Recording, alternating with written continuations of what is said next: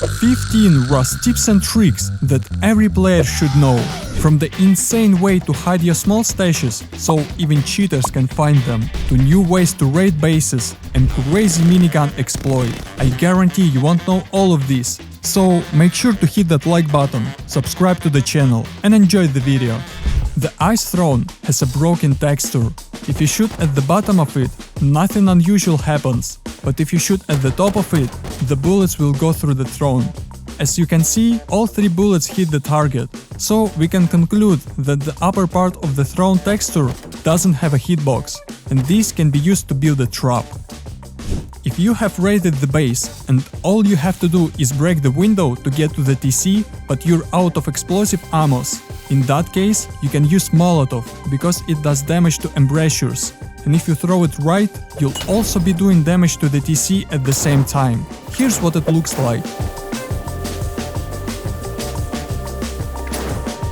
Unfortunately, I'm a little crooked, so the TC didn't take any damage, but it's easier to break the TC than Embrasure anyway.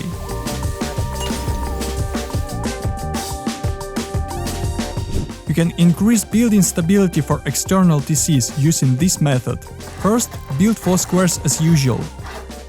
Next, place 2 half walls here to make the external TC disconnectable, and close this square and place a TC in this corner. Remove all excess squares. Now you will face a problem. If you try to connect frames, you will fail, because the stability is too low. But it's very easy to fix. Just rotate the top half wall. This will increase stability and you can build the missing frames. And even after you turn the wall back, the stability will not decrease. So now you can disconnect the TC from your main base and also place the frames back in place at any time. As you know, to use the minigun, you must first warm it up by holding down the right mouse button. However, it limits you a lot, because you can't run fast and generally holding 2 buttons is not comfortable. To remove this restriction, hold the right mouse button, quickly switch to another slot and take the minigun again. Now you can run, jump and shoot at the same time. But sooner or later you're going to run into another problem. To reload the minigun, you must be near the workbench. However, instead of a workbench, you can use a turret, just as you would with any other weapon, so I think that's the most useful tip. This trick will allow you to change the radius of the in-game cursor using the console command client.lookatradius. The higher the value of this command, the wider the player's targeting area is. Using this command, you can upgrade walls that you couldn't reach before, or open boxes that are far away from you. Anyway, I think you can definitely find a use for this command. If you have an Nvidia graphics card, you can make your game more vibrant and colorful in just a few clicks. To do this, open the Windows search box, type in Nvidia control panel and open the first app. Next, go to the display section and click on Adjust Desktop Color Settings. Scroll down to the bottom of the page and drag the digital vibrance slider to 100% or at least 80%. The higher the value, the more saturated the image will be.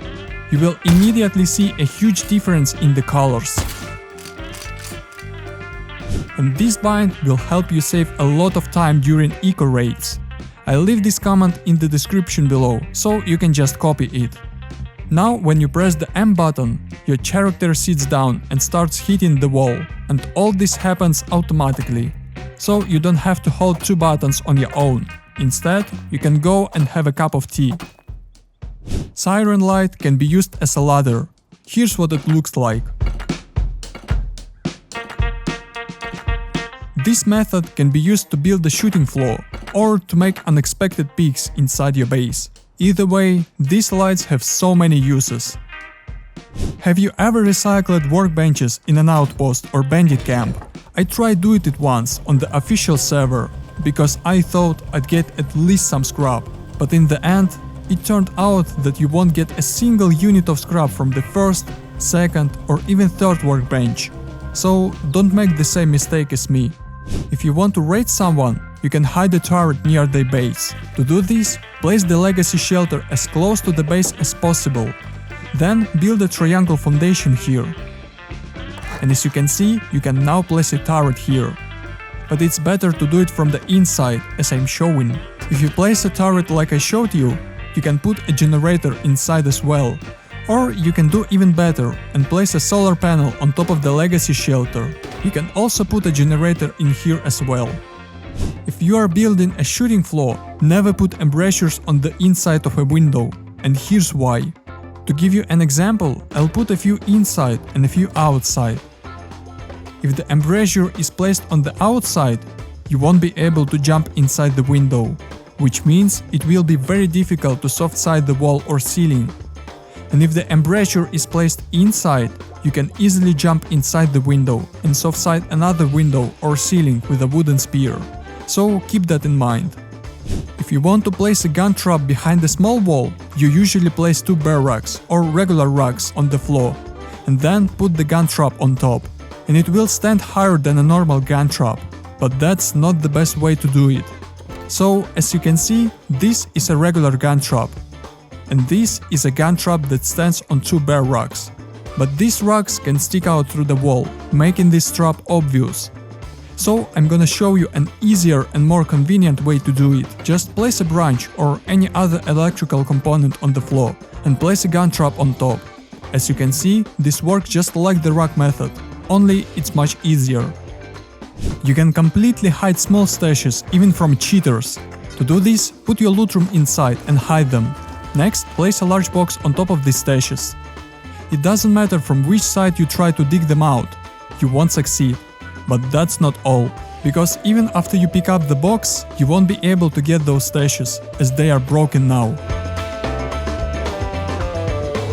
To get loot from them, you need to place a foundation on top and wait a bit. You can use this method to hide the loot inside your compound, if you're afraid to being offline raided. Shop fronts is one of the most underrated building items in Rust, because you can use them to make an insane shooting floor. Build 2 triangles, close them with 2 walls, and put door frames on top. Next, place 2 roofs on the bottom and 2 shop fronts on top. Just look at the gaps you'll get, and you're practically invisible from the outside. The watchtower is almost never used in the game, which in my opinion is wrong, because it can be used as a hidden trap. Even though it can be broken with only 3 molotovs, you should definitely try to make this trap. On top, you can put a workbench, a large box and 2 gun traps. One to the right of the stairs, the other directly in front of it. But to place the second gun trap, you have to go down the ladder a bit, so make sure you don't get killed at this point. And you'll still have a room for a sleeping bag in the middle. And if you're looking for a base with a great shooting floor, then this is the Solo Dream V2, an ultra-budget solo duo bunker base with insanely low upkeep.